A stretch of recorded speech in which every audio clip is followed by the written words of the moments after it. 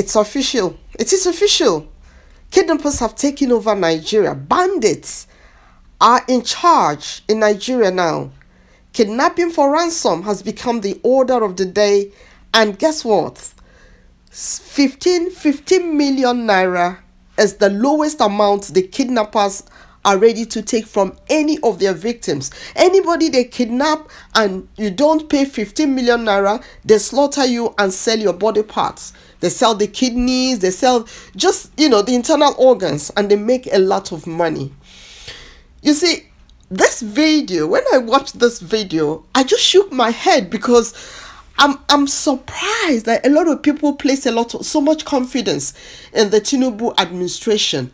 And I just felt that people were playing the ostrich. Who put Tinubu in power? Buhari.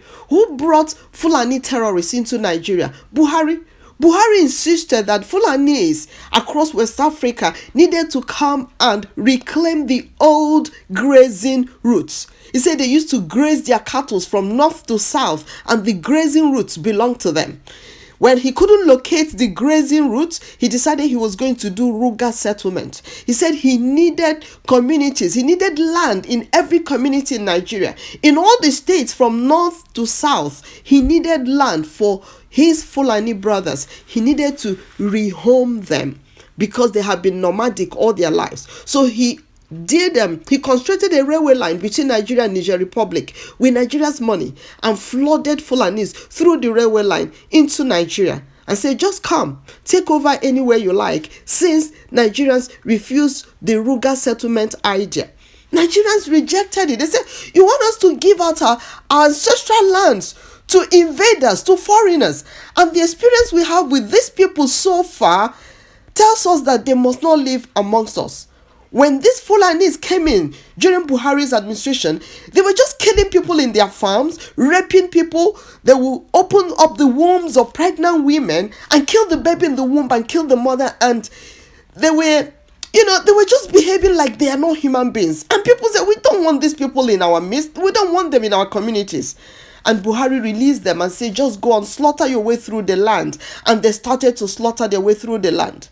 It was Nnamdi Kanu that spoke up and raised an army in the east and said, you people must chase away these people from our farmlands. Chase them away so that they don't continue raping our young women and even our old women.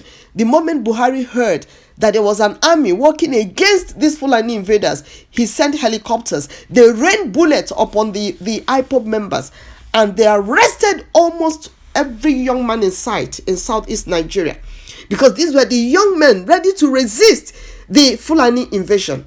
Some of them are still languishing in cells, in police cells in Abuja, underground cells. Yes, that's the word I was looking for. In underground cells in Abuja, most of them are still languishing there. And Buhari instructed the army to give cover to these bandits, to these terrorists. And guess what else he did to protect them? He suddenly told us that there are repentant Boko Haram members, that there are those that are repentant. So these so-called repentant Boko Haram members were enlisted in the Nigerian army. So most of the foot soldiers you see in the Nigerian army, all those carrying guns, mounting checkpoints on the road, are Boko Haram members. Most of them are part of the kidnap gang. Oh yes, when they are not, they are just aiding and abetting the kidnapping. And that's why across the length and breadth of Nigeria now, kidnapping is the in thing. Fulani terrorism is the order of the day.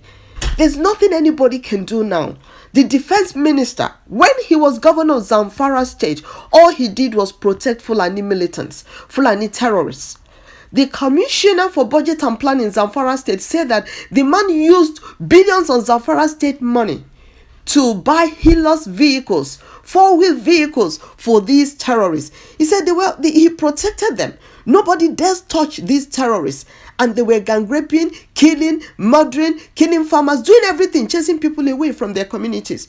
He said that's all the governor did in his 8 years of governorship in Zamfara state. And today he is the defense minister of Nigeria. The man that is the vice president was the one who was governor of Borno state when Boko Haram kidnapped those school children. Jonathan begged him and said, please, I want to use the military to really go after these people. I want to comb the forest. He refused. He said that would be an attack on our people. That would be an attack on our people. He's sponsor of Boko Haram, the governor of Borno State. Today, he's vice president of Nigeria. The Christmas Day bomber that during Jonathan's regime, when the government, the security agents were looking for him, what's his name? This man that is Tinubu's VP hid the guy in government house in Borno. Shetima hid him in government house, so he protected him because they are his boys. Gumi is the spokesperson of these terrorists. Gumi said that now terrorists will want schools. The bandits, they call them bandits. It was deliberate. Buhari decided to call them bandits and not terrorists. They are terrorists. He said they will build schools for them. They build hospitals. That's the demand they're making from the Tinubu government now. So now the government has allowed them, just fend for yourself. You kidnap as many people as you want. They kidnapped a bus loaded with school children in Ekiti State. They kidnapped the driver, the teachers, the school children. I thought that the military, everybody would go all out to hunt out for these people. They didn't. They didn't. The people, the mothers, the fathers, the relations gathered and they beat down the price. The ransom price was beaten down from 60 million. Was it 50 million? They beat it down to 15 million. 15 million is the least these terrorists are collecting now. There was another woman that they kidnapped, her sister and her husband. It was 15 million they also paid. This woman said what shocked her was that in spite of the fact that the police said we're going to catch them, he said when they delivered the ransom money, those bandits, those terrorists, those headmen, those bloodthirsty nincompoops sat down and counted 15 million and say if any dime is missing, they were going to kill the guy who delivered the money if a dime was missing out of it. They sat down and counted 15 million before they released the husband and the wife. And the same thing happened with the Ekiti children. The school pupils that they kidnapped. They killed the driver. The driver was probably in shock when they kidnapped them. And they said to him, give us the phone number of your wife. He just couldn't make out the right number. Give us the phone number of your relations. I don't know how well educated he was, but he didn't have anybody's number by heart. And that was why they started shooting him. He was in pains for 5 days, according to the girls.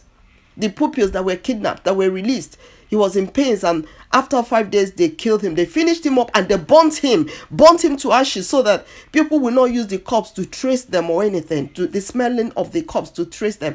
That's what Nigeria has become, and people are saying Tinubu should do something. Tinubu cannot do something. I'm sorry. The person who put him there is the owner of the terrorists and the bandits. It's the man that told us which one is better for you, to give up your land to these invading terrorists or to die. Do you prefer to be killed or to give up your ancestral lands? Nigerians were like, what kind of question is this? Well, now you see the truth. Buhari meant it. People are being killed and slaughtered because they refuse to give up their ancestral lands. And the Fulanis have taken it by force. Oh yes, they have. They have. Why is there so much hunger and starvation in the land? Benue State used to be the food basket of Nigeria. The Fulanis have conquered Benue State. They have subdued the people of Benue State. They have rendered 2.3 million of them homeless. And while they are in IDP camps, internally displaced persons camps, they go there, they kill them, they burn them. They set up the whole camp ablaze because they don't want them to come back asking for their lands. No, they finish them up, and Plateau State is the next target. They are conquering Plateau State. They are taking over Plateau State. All the many communities that they have burnt and destroyed, they have renamed them with Fulani names. They've taken over. That's what they are all about. That's all they wanted to do, and they have done it. Mr. President, Senator Bola Tinubu, it is to you tonight that I bring the burden and plight of our people too. I trust this message finds you in good health and high spirits as you continue to navigate the intricate responsibilities that come with the esteemed position you hold. It is with a heavy heart and deep concern that I pass this message on the current state of our beloved nation, Nigeria.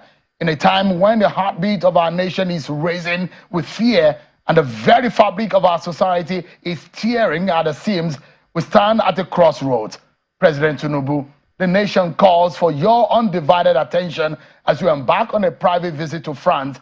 Our beloved Nigeria is grappling with unprecedented challenges that demand urgent and decisive action. Kidnapping and abductions are the order of the day. From Lagos to Kaduna, Taraba, and violent and criminal activities have pervaded our land Even in the heart of our nation's capital, the audacity of kidnappers has become a sinister reality, striking fear into the hearts of our people. Our citizens are living in constant fear, unsure of their safety and the safety of their loved ones. This is not the Nigeria we dreamed of.